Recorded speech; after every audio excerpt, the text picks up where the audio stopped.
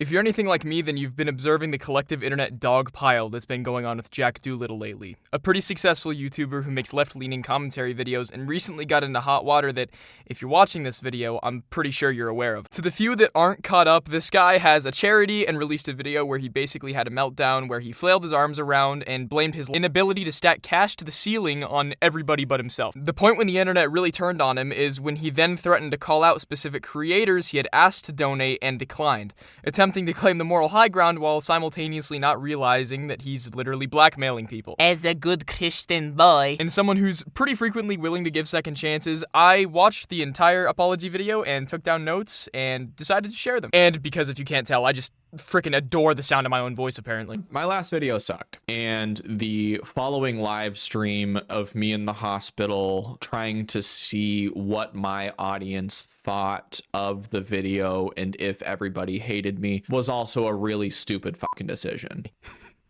At least he's self-aware. Let this be a lesson to everyone. When you get into internet drama, you have two possible avenues.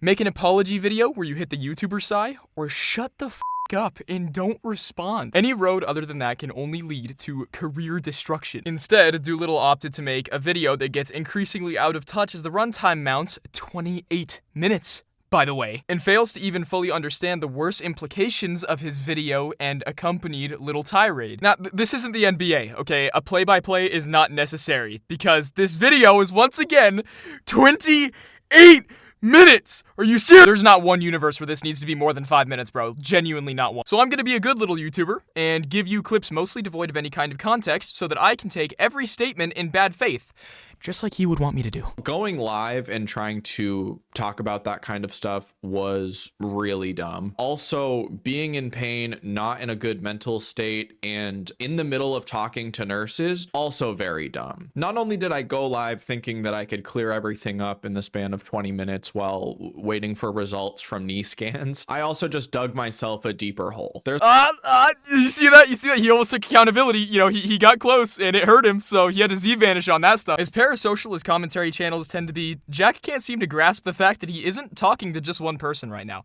He's talking to 60,000. I mean this in the nicest way possible. After you've betrayed someone's trust, they don't care. Nobody is going to care about your mental state at the time, your talks with insurance, financial troubles, or stress. When you're having a one-on-one conversation with somebody that you know, this kind of apology would probably fly, because your friendship would determine your ability to take in what they're saying and stack it up against the time you've known them. For example, if I'm friends with Jack and he has regularly fibbed to me or had these kinds of breakdowns in the past, I would be hesitant to continue associating with him, as this kind of tells me that he's a ticking time bomb and these events are regular and inevitable.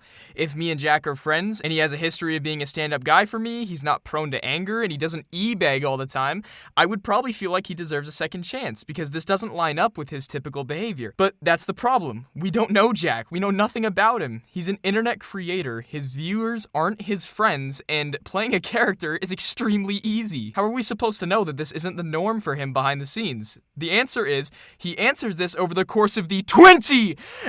I recorded that video with no notes or preparation. It was 45 minutes as a raw file, and I sent that off to be edited and thumbnailed. It came back as 15 minutes, and I dragged and dropped it into YouTube Studio, attached the thumbnail, and said fuck it, which was probably one of the worst choices I could have made, but I think that's kind of where my mind was at the time. I had also been declined for disability insurance.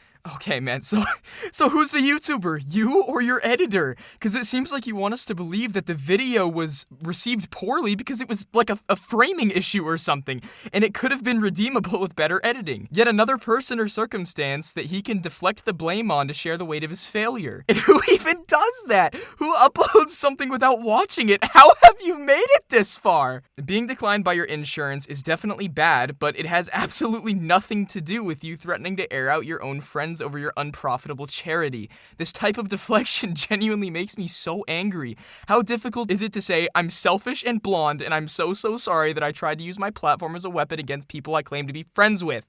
I promise to not repeat my lolcow-like behavior and will donate $1 million to my favorite content creator, Hearts. Maybe not $1 million, that seems a little light for a content creator at Jack's caliber. I just watched a video of a YouTuber talking to the camera and ranting about like things that he was passionate about, and I was like, it. I'm gonna do that, and I'm upset and I'm scared and I'm frustrated with everything that's going on in my personal life, so who cares? How could I am Hearts at I am Hearts be so blind?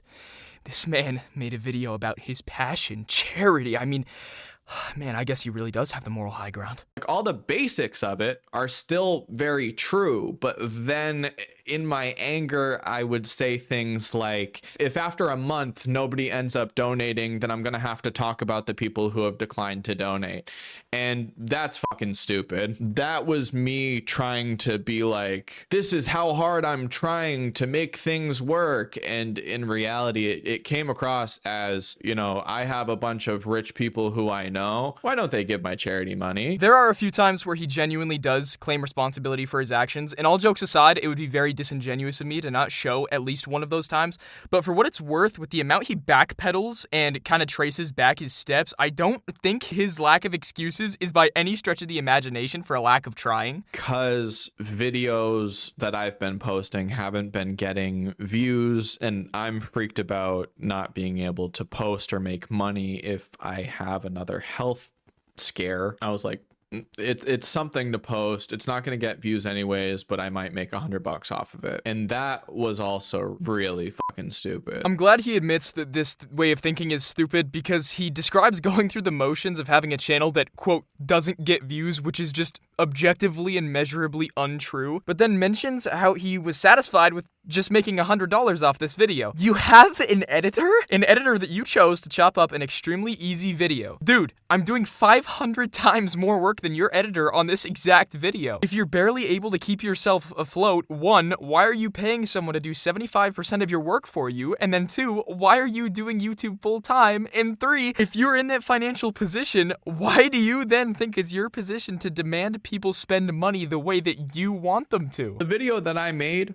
was fucking stupid, and I was angry, and I regret it, and I absolutely apologize for what I said during that video. And I apologize for that video 100,000,000%, and I'm sorry to my creator friends, and it was a stupid take, and I can absolutely admit that, but I guess that's it. I appreciate you all. Thank you so much for watching. Seems like this is kind of like a moment of clarity. This is good. Gold star for Doolittle. This exact clip is what made me want to cover this video, because in a vacuum, I believe that this is an acceptable apology. By all means, it's perfect. He shows remorse for his actions and explains why they were unreasonable. If he had just this clip and maybe continued down this line of thinking for a little longer, perhaps things would be very different for him right now. I know that because I saw this clip when it was completely devoid of context, and this video was originally going to be about the ethical ramifications of 100 commentary channels metaphorically jumping someone online. It was going to be about how at times apologies don't seem to be enough anymore, and it kind of upset me. It upset me how mistakes can't be made online, and someone can be permanently written off because they made a poor decision and could be stripped of a second chance. I guess that's kind of canceling, if you will. I know in my life I've definitely needed third and fourth chances before I could grow up and learn. And despite everything I've said in this video, I do believe that he deserves to continue making videos without this ruining his career. That doesn't mean that this apology wasn't emotionally manipulative or even just straight up terrible. But he didn't kill someone. He acted out of anger, which we all do, regardless of whether or not we want to admit it. Everything I've said in this video has been a scathing critique of his handling of his apology and the depth of his situation. I've done my best to not judge him as a person, because then I'm just kind of setting a bad example. We all fall short of God's glory, and we all have done things like this before. In closing, I hope Jack changes his attitude and is able to put this behind him. I pray that his health situation gets better, or at the very least just becomes stable. I pray that he's granted the strength and wisdom to correct his behavior, because in the end, we're all just evil and retarded. This video wasn't very long because I'm kind of just experimenting with the format. Never done anything like this before, and I just wanted to make sure that when I make these videos, I'm not just contributing to a massive echo chamber and I'm saying things that not literally every other person is. It's pretty important to me that whatever I make isn't just slop content. I just want to make people think. I want to help people.